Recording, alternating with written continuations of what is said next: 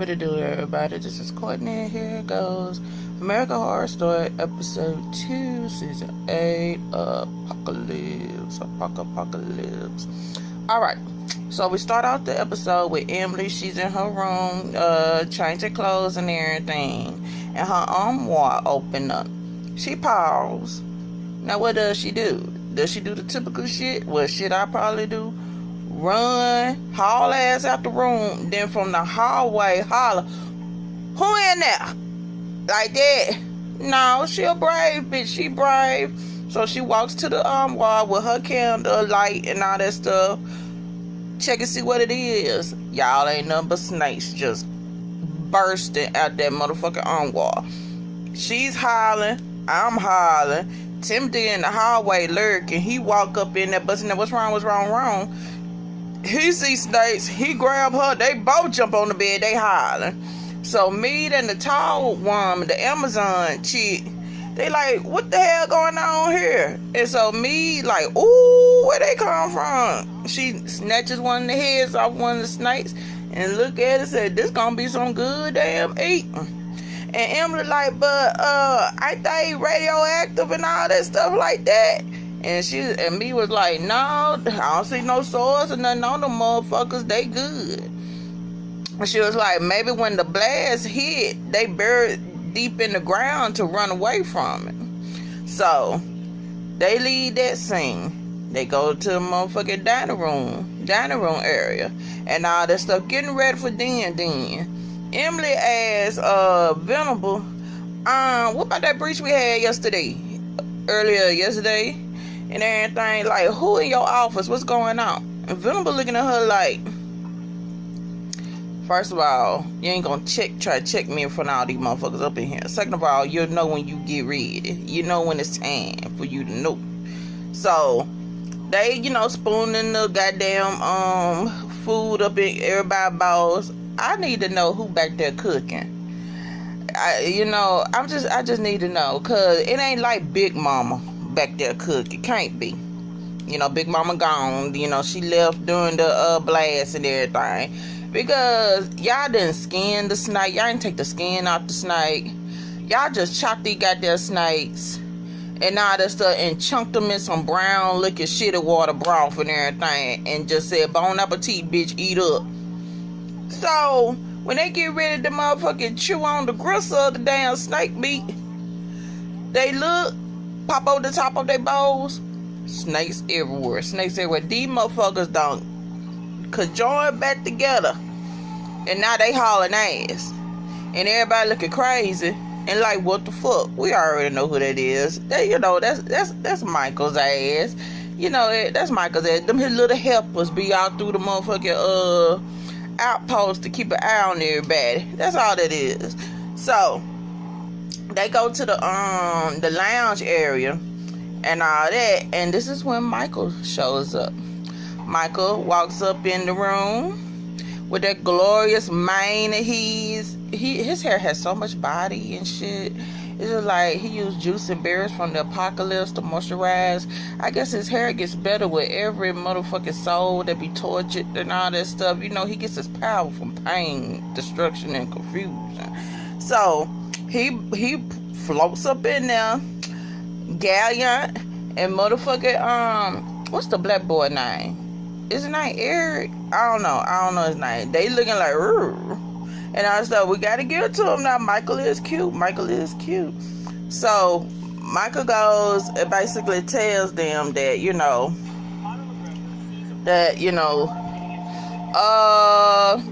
about the last motherfuckers on earth. The other outposts before y'all, they done all been destroyed. They all been succumbed to goddamn, to the darn cannibals and mutants that overrun they motherfucking ass.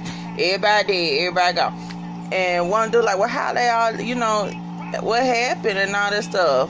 And Michael look at him like, it was a massacre.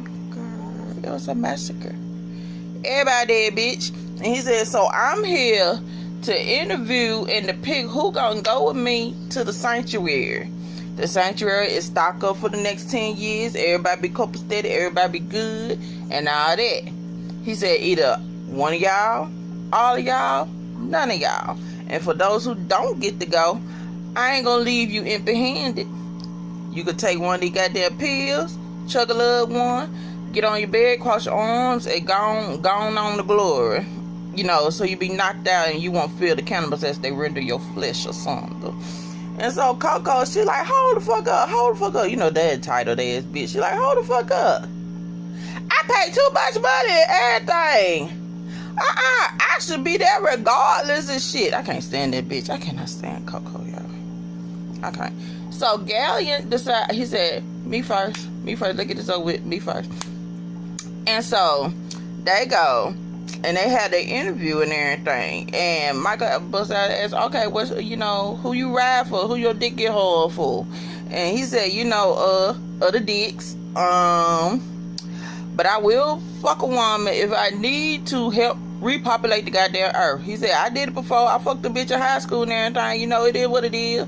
They go in, they go out repeatedly in the puss. And so Michael like, don't worry about that. We ain't gonna need your meager ass damn DNA to help produce some more perfect ass kids. And so the thing with Michael, he look like he looks at folks' soul and just see the discord. And if he sees something tangible that he want to use and manipulate, he goes and does it. So he said, what's up with you and your grandma? He said, tell me about that. Tell me about how you feel about your granny. And Gal looking at him like, well, I hate that bitch. I hate her. You know, she wants the perfect ass guy. You know, she want, you know, the Yorkies and you know, motherfucker clean ass arch eyebrows or whatever. You know, no dirt on the fingernails and all that stuff. And that ain't me. I'm rough and tough. I like rough shit. I like rough things and all that stuff. I love leather. I love pain during the motherfucking bounce of it forward that comes through when I bust her nut, bitch. And so they go back and forth and all that stuff, and he basically said, you know, grandma, you know, granny tried to do a damn gay love connection or whatever, some shit. And listen, Gallia is a rebel. You know, he don't follow a certain motherfucking standard when it comes to you know, the norm in his community. Now let's be real. There's a lot of homophobic motherfuckers out there, and with a lot of them, they tolerate a certain type of guy. Gallion ain't that certain type of guy. So the gay that Gallion is, in his grandma eyes, it makes her uncomfortable. It don't fit her goddamn that little pretty ass box that she put the guys that she fuck with in. So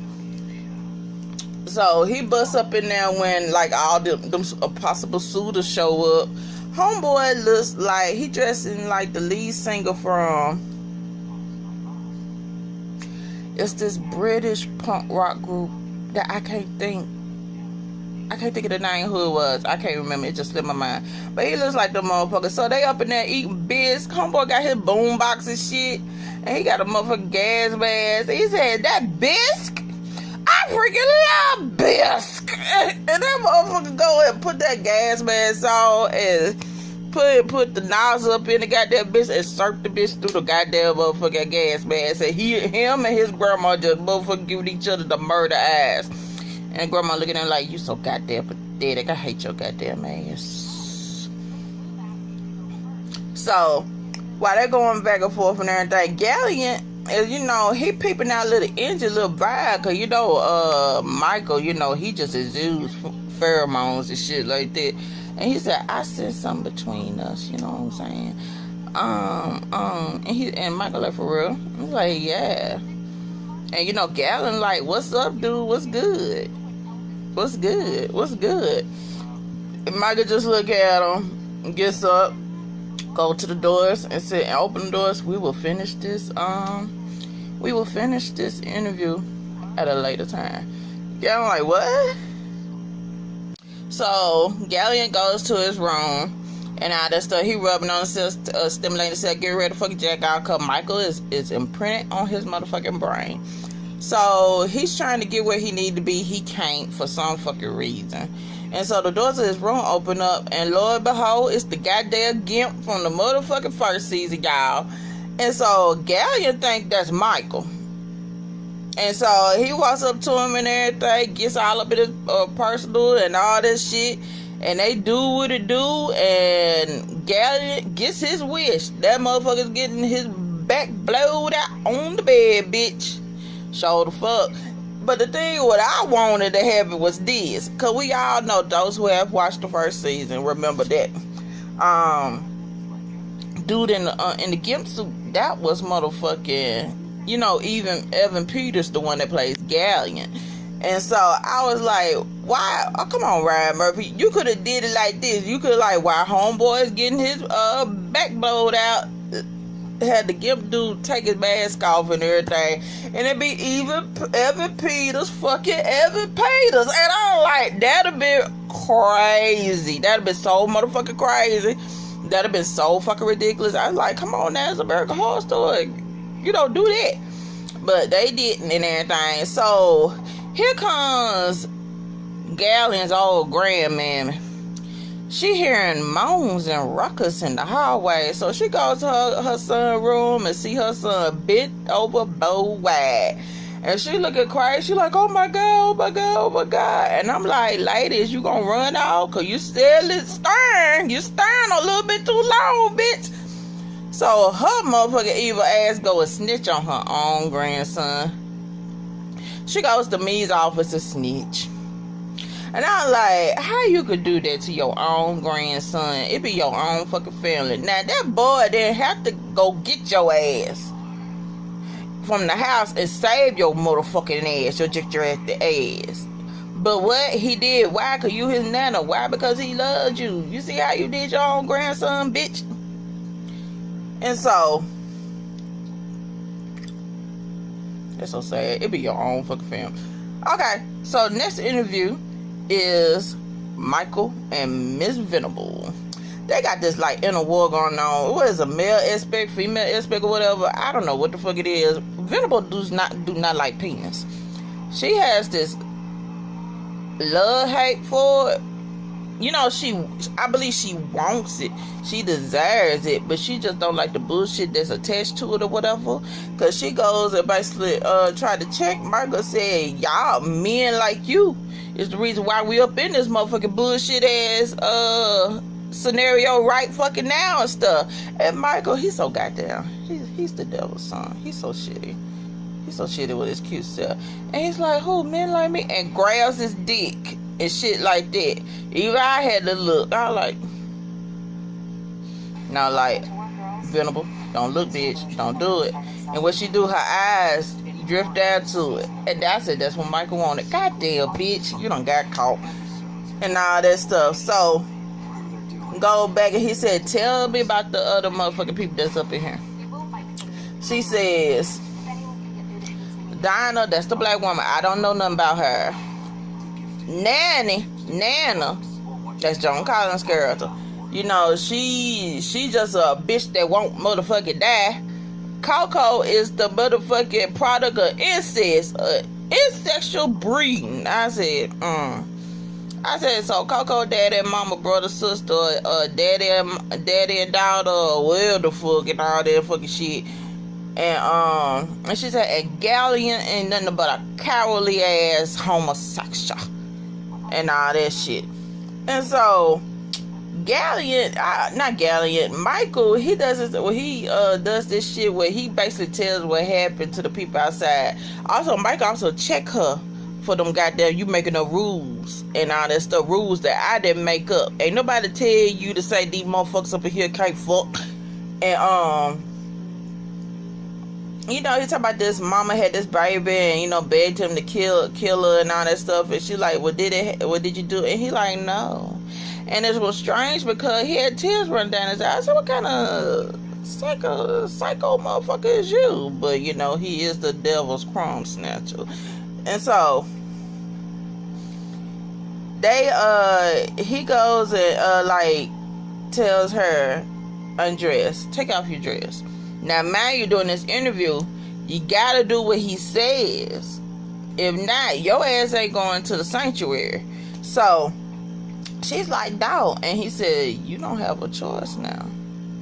And so, his thing was, he's like, I need to see what works inside of you. I need to know what's the reason for your certain actions. I need to know what humiliates you and everything and all that stuff, what scars you deeply and shit. And so he motherfucker pulls his zipper down the dress, and Miss Venable got a hump, big old bad sky hump or some shit like that. Like, she had real bad scoliosis. And he asked her, does this hurt you? And she says no. And then he said, does it cause you great pain? And she said yes. And she breaks down. I said, well, bitch, he got you. And so me comes in and said, we got an issue. And Venable leaves and all that stuff. And, you know, me telling, you know, Galia got caught bending over and all that stuff. And so Venable thinking, you know, it's something going on between Michael and Galia. And, like, you know, why else would Galia want to be interviewed first and shit? And so they go and, like, interrogate him. They got him chained up and shit and all that stuff, beat in the back with a whip. And they giving me roots teas and all that stuff. And she asked him questions, and every time he get popped by that goddamn whip, homeboy hollers out a 70s or 80s pro-radical ass gay civil rights activist and shit like that. And she like, how long have you known Michael? And he said something like, saying, my soul has always known him and all that shit. Listen, Galia is in love with motherfucking Michael, but that wasn't Michael fucking you, baby boy. That wasn't him. And so while me steadily motherfucking whipping his ass, Venable is down. She said, stop, this nigga enjoying this shit and all that stuff. You know, Galia gets off on pain doing pleasure and all that stuff. And so they leave, and then Michael slinks himself up in the motherfucking picture. And, you know, Galia talking about, you know, I would never rat on you and all that stuff. You know, the joy and pleasure that you gave me. And Michael looking at her like, what the fuck you talking about? And he said, when you came to my room, nigga, what's up? And you're like, listen, let me break something down to you real quick, because it seemed like you was hard to comprehend. He said, I want to fuck you if you were the last motherfucking piece of dick on earth. And technically, you damn near are. And he said, I don't do desperate motherfuckers and all that stuff. You was desperate and you searching for somebody to love you. You searching for somebody to give you some type of meaning through your heart and through your ass. Some shit like that. The way he read that motherfucker and all that stuff. And you could just see Gallian's face just, you know, like, what? And he said, what you need to be doing is go check your damn granny, because she the one that snitched on your motherfucking ass. She the one told on you. And Gallion first, like, he didn't want to believe, but he said, yeah, that's the motherfucker that snitched on you, bitch. And so he walks out, and the chains mysteriously releases Gallion. And Gallion goes to find his granny. He goes to find his grandma. Now, Nana, she shocked to see him. She thought that nigga was dead. And he said, surprised to see me, huh, bitch? He said, so you snitched on me. You wanted me to die. And she's like, well, baby, she said, I'll snitch on all these motherfuckers and give me a chance to get to that sanctuary. And he said, you have lived. And he said, I have not. And that's when she starts to read his ass. She tell him about all the times he done bankrupt salons, many times he done been in rehab, jail, money put on for lawyers, and she just went down the list of motherfucking all his goddamn fuck ups. And he was like, all the thing I wanted you to do was to love me and accept me for what I was. That was it. And she said, oh, baby, loving you is not in my motherfucking nature. And she passed his cheek and walk out. I said, that is a cold piece of fish, bitch. That's a cold-hearted bitch. That's a cold-hearted bitch. Poor Gallion. Poor motherfucking Gallion. So, Gallion, he's pouting up in the motherfucking lounge area, and while he's pondering his fate, his grandma ain't shit. He just got his heart broken back. Satan's crown snatcher, and while he's in the lounge, the music changes. Now, mind you, the music changes to Stevie Nicks, Goldust Woman. Bitch, when I heard that, I rose up. I like, where they at? Where Misty? What's going on?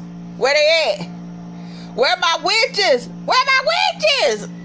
And all that shit. And out through the hallway, there go the Gimp. And he looks and go follows throughout the motherfucking outpost and everything. And they go in this room. And they all in each other personal and all that stuff. And Gallion pushes him on the bed and shit. And he gets on top of him and said, "Oh, so you wouldn't fuck me if I was the last motherfucker on earth, huh?" Gallion, his pride is hurt. He hurt, his feelings hurt. And so Gallion see these scissors that was conveniently by them and all that shit. It was conveniently by them. A nice setup. And so Gallion gets the pair of sisters and start the wailing on the Gimp, who he think is Michael. So he basically stabbed a gigantic hole through this motherfucker's chest, and the doors of the room just spring open, and Michael just looking like, well, look at here. Gallion looking like, hold the fuck up. Blood all over his face and everything. Wait a minute. I thought I was killing you. Well, who the fuck is this? Look down. That fool done killed his grandma. Stabbed his grandma. Killed that goddamn granny. Now, during all of this motherfucking time, the shit with Gallion and all that fucking shit, Adam and Eve 2.0, Timothy and Emily, them motherfuckers, they snooping, they trying to figure out, what Venable trying to sell them ain't fucking shit. And so they find not Gallions, I can't get that name mixed up. They find Michael's room and go in there and they look and see he got a laptop, which is a Mac. Look at that little apple. And they go open that motherfucker up, see emails, and they like, hold up, how do they doing emails and all that stuff? And like the infrastructure is gone. And they basically see that Venable been lying. And so I'm trying to figure out, okay, so is y'all saying that this outpost is the Garden of Eden and the tree of knowledge, that Mac computer, that's the forbidden fruit, and they learn what the fuck going on, and then for them learning and everything, giving in for what they supposed to be doing in a motherfucking way, that they get kicked out of the goddamn garden, basically. And so, they read this, said, fuck this shit. Hey, we should have been doing what we were supposed to be doing. Let's fuck. And they gone, they do what they do. But let me tell y'all some dumb ass motherfuckers. How y'all couldn't just fuck, bust a nut, get the fuck up, and go on back to y'all room? Man, you ain't even in one of y'all's room. Y'all up in motherfucking Michael's room. Second of all, you know how these motherfuckers is if they find y'all indisposed. You know you going to die. I'm like, why y'all dumb motherfuckers ain't get up? But that ain't what happened. They got caught. They got motherfucking caught. And so they got caught in their underwears and shit like that. And Venable looking at them like, y'all disgust me. It's the end of the goddamn world. And only thing y'all worry about is busting nuts. And I'm like, hold the fuck up. And Timothy like, what you saying is a lie. So we already know you was motherfucking lying. We seen the fucking emails. And she's like, what the fuck you talking about? In Michael's computer. You been lying. And that type Venable back. She was like, computer? What kind of goddamn computer? And so she tells y'all discuss me. Get the fuck on. And so it goes to motherfucking murk their ass to kill them. And they go in the and I call it the killing room, because I think that's the same room where they killed that poor boy, the black boy's baby daddy in the first episode. And goes to shoot him dead in the head. Right as this other dude dressed in black pulls a gun to shoot him dead in the head, Timothy jumps up, gets something like a hose pipe or something, and knocks that motherfucker out. Snatches the gun, shoots me and shit like that. And I guess he turned around and tried to get ready to shoot the Amazon bitch, but she comes up behind him and does something and like slaps the side of both sides of his ears and knock him the fuck out. But the kicker is this.